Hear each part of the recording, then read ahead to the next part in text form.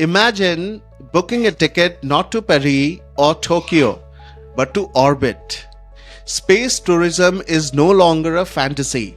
It's unfolding before our eyes. In this video, we will explore the thrilling evolution of space travel from billionaire joyrides to affordable suborbital hops. Buckle up, we are about to take off. Space tourism began with a dream, one held by visionaries like Wernher von Braun and Arthur C. Clarke. But it was Dennis Tito in 2001 paying $20 million to visit the ISS who truly started it. His trip inspired an entire industry, one now fueled by billionaires, private companies, and you, the future space tourist.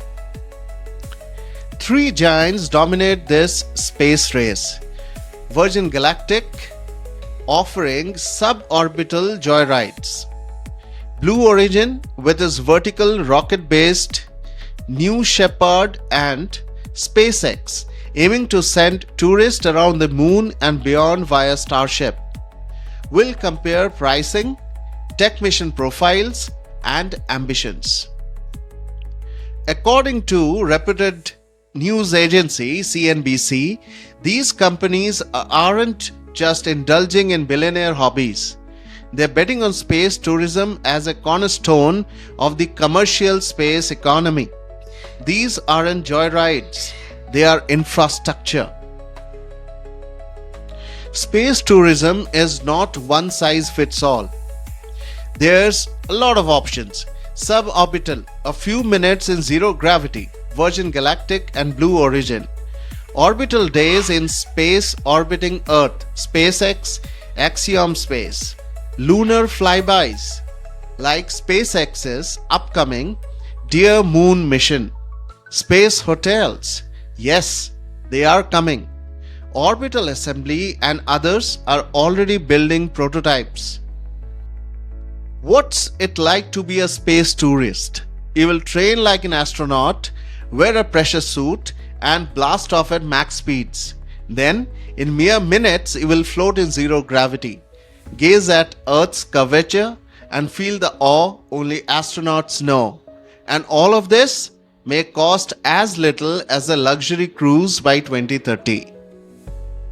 Despite the excitement, critics argue it's an ultra-rich playground. True? Yes. The carbon footprint is going to be enormous. Is it safe enough? We will look at regulations, ethics, and the environmental cost of rocket tourism. As CNBC noted, some question whether space tourism is viable long-term or just a billionaire's vanity project. No one knows.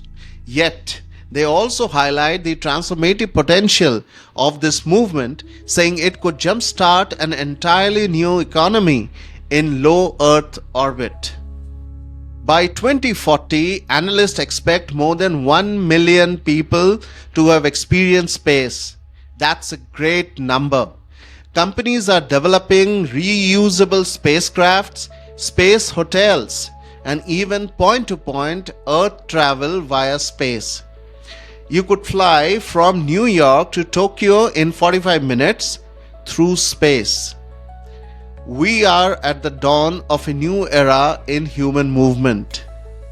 Isn't that exciting?